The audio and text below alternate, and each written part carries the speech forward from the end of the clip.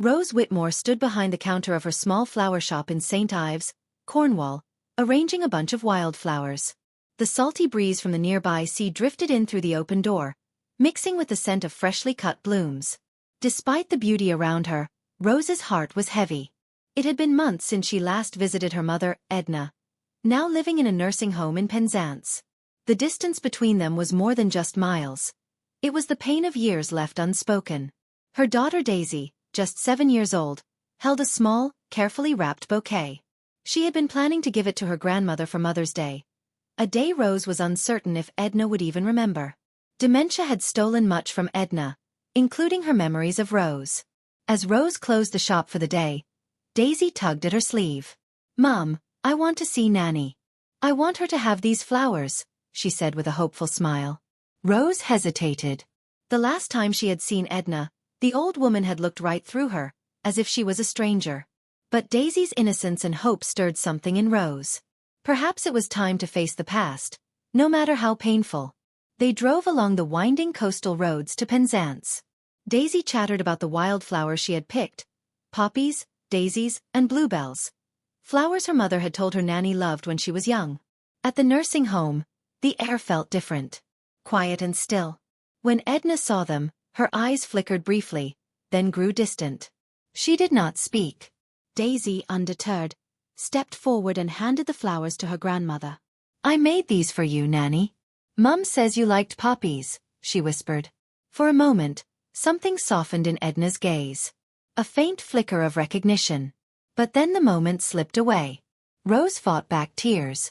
She wanted to leave, to escape the sorrow clinging to the room. But Daisy held her hand tightly. Something was stirring beneath the surface, something old and fragile. As they prepared to leave, Daisy noticed a small box tucked beneath Edna's bed. Curious, she reached for it, unaware that the contents would soon change everything. The small box in Daisy's hands was old and covered in dust. Rose's heart skipped when she saw it. "Where did you find that, love?" she asked softly. Daisy shrugged. "Under Nanny's bed." It looked important. Carefully, Rose opened the box. Inside were faded letters tied with a ribbon and black and white photographs. Her breath caught as she recognized the handwriting. Her mother's. Letters she had never seen before. One letter was dated decades ago.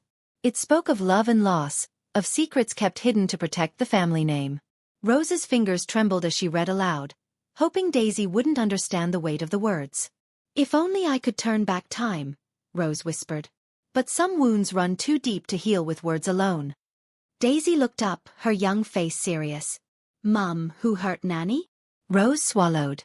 She didn't have an answer. The past had been locked away for a reason, but now it was surfacing, demanding to be faced. That night, back at the small cottage near the cliffs, Rose sat by the window, the box beside her. Daisy was asleep, clutching her favorite teddy. Rose felt the sea wind whisper through the curtains, as if urging her to uncover the truth. Tomorrow, she decided, she would visit the old family friends mentioned in the letters. Perhaps they held the missing pieces of a puzzle Rose had spent her life avoiding. In the quiet darkness, a sense of hope stirred, a fragile chance for healing and maybe, for forgiveness. But the secrets waiting to be uncovered were darker than she imagined. The morning sun cast a golden glow over the rugged coastline as Rose and Daisy drove toward a small village near Penzance. Rose clutched the letters tightly, hoping the family friends mentioned in them could finally explain the shadows haunting her mother's past. Their first stop was a quaint cottage belonging to Mrs. Harper, a kindly woman who had known Edna for decades. When Rose showed her the letters, Mrs. Harper's face grew solemn. "Oh, Rose," she said gently, "your mother carried a heavy burden. There was a love she had to give up, one that tore the family apart. Your grandmother wanted to protect you all from the pain, but it left wounds none of us could forget." Rose listened intently as Mrs. Harper recounted the story of a young Edna and a secret romance by the sea, abruptly ended by tragedy and betrayal. Daisy wandered the garden, touching the flowers Rose had picked for her mother. She noticed a faded photograph pinned to a board. Edna, younger and smiling, holding a bouquet of poppies. "Mum," Daisy called softly, "Nanny looked happy here. Like she loved the flowers." Rose nodded, feeling a pang of sorrow mixed with hope. "She did, darling. And maybe with these letters, we can help her find that happiness again." But as the day wore on, Rose sensed an unease beneath the calm. The past was stirring, and some truths were better left buried. The salty breeze of Cornwall carried more than just the scent of the sea as Rose and Daisy returned to Penzance, their minds heavy with new revelations. The letters and stories told by Mrs. Harper had peeled back a layer of mystery, but the deeper truths remained locked away, whispered only by the wind and the waves crashing on the cliffs. That evening, Rose sat in the dim light of the small cottage near the harbor, her thoughts tangled. Daisy was asleep upstairs, clutching her teddy bear tightly, unaware of the storm brewing in her mother's heart. Rose held one of the letters again, the edges worn and fragile. The letter spoke of promises made in secret, of a love so deep it defied time itself. But it also hinted at betrayal. A betrayal that shattered her mother's world and tore her family apart. Rose wondered if Edna's dementia was not only the erosion of memory but a shield against unbearable pain. She wanted to confront her mother, to reach through the fog and touch the woman who once was vibrant and full of life. The next day, Rose took Daisy to visit the palliative care unit where Edna spent most of her days. The sterile smell of antiseptic was harsh against the salty air they had grown used to. Edna sat by the window, staring out at the sea, her eyes distant and vacant. Rose's heart clenched. "Mum, it's me, Rose." Edna blinked slowly, her gaze flickering. "Rose? My little Rose." Tears welled up.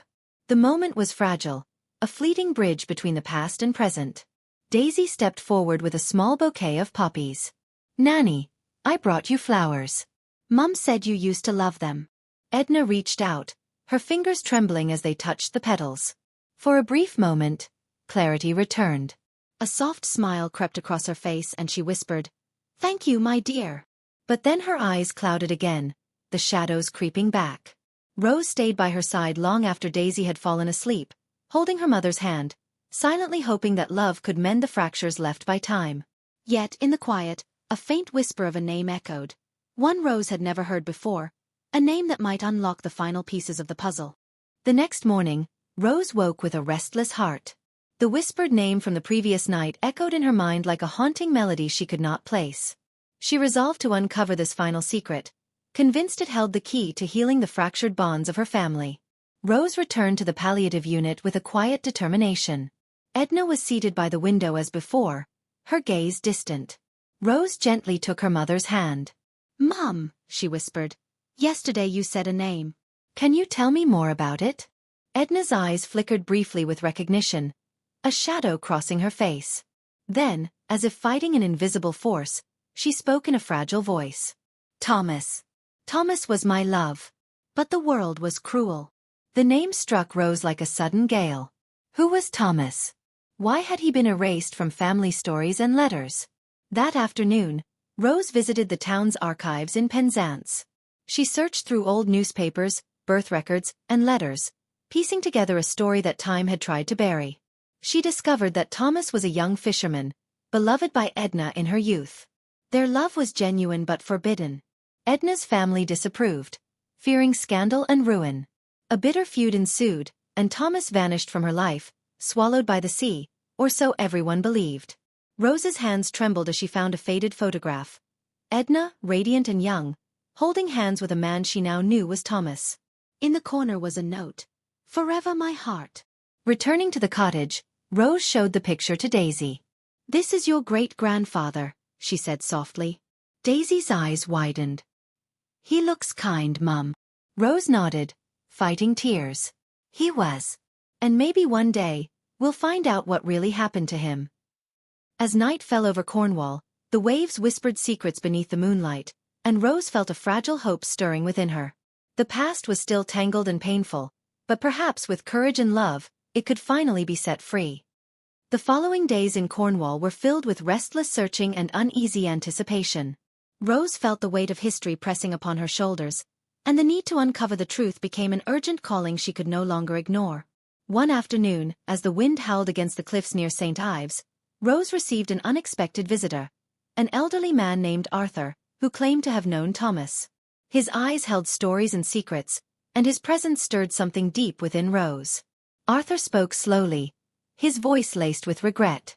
Thomas was a good man, but caught in a cruel tide. He never left Edna's side willingly, but the sea took him. "I was there the night it happened." Rose listened, Heart-pounding. The story Arthur told was harrowing. A storm, a desperate rescue, and a final farewell whispered under a raging sky. It explained the silence, the heartbreak, and the years of unanswered questions. As Arthur recounted the events, Rose's phone buzzed. It was Daisy, calling from the flower shop, worried because Rose had been away all day. The sound of her daughter's voice grounded Rose, reminding her of why she was fighting so hard to piece together the past. That night, Rose returned to Penzance with a new resolve. The truth was painful but necessary. She would tell Edna everything, about Thomas, the storm, and the love that had endured beyond the waves. But when Rose reached the palliative care unit, she found her mother unresponsive, her breath shallow. The final chapter of Edna's story was closing. Holding her mother's hand, Rose whispered the name that had haunted her journey. Thomas. In that quiet moment, a faint smile touched Edna's lips, as if the love she had lost but never forgotten was finally at peace. The morning light spilled gently through the window of the palliative care room, casting soft shadows on Rose's face as she sat beside her mother. Edna's breathing was steady but fragile. Rose held Daisy close, watching as her daughter quietly placed a single poppy flower on the bedside table.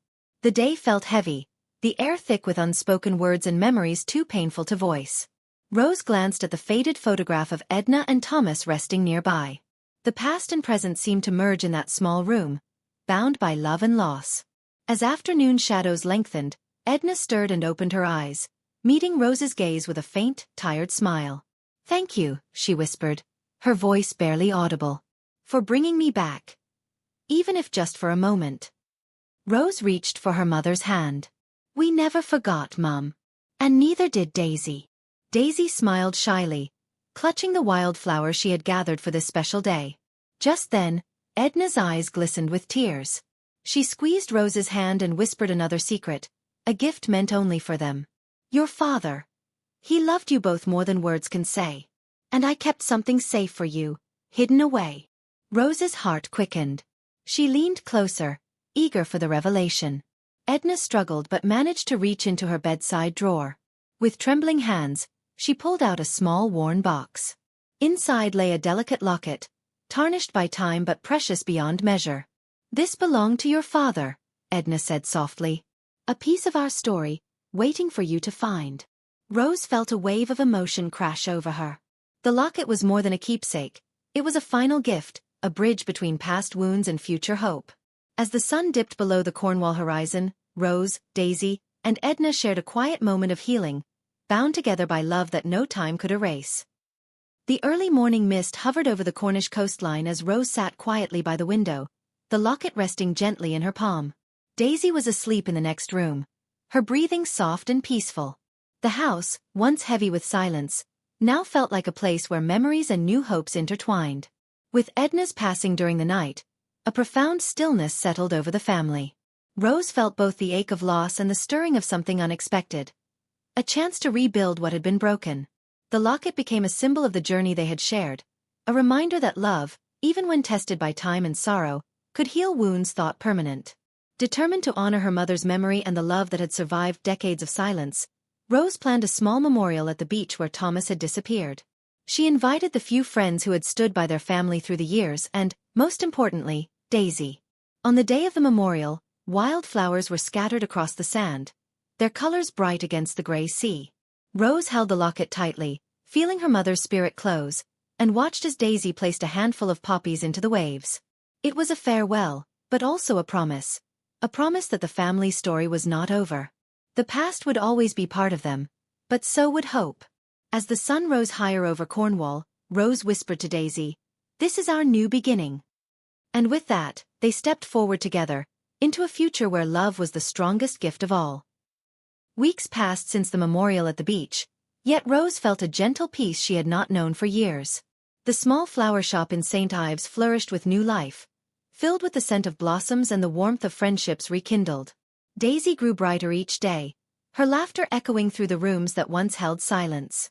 Rose often found herself watching her daughter, marveling at the way a simple bouquet of wildflowers could hold so much meaning. One afternoon, while arranging flowers for a customer, Rose touched the locket once more. It had become more than a keepsake. It was a promise. A promise that no matter what storms life brought, the bonds of family and love could endure. As the sun set over the Cornish coast, Rose whispered a quiet thank you to the past and opened her heart fully to the future. Because sometimes, the greatest gift is not what we receive, but what we dare to give in return.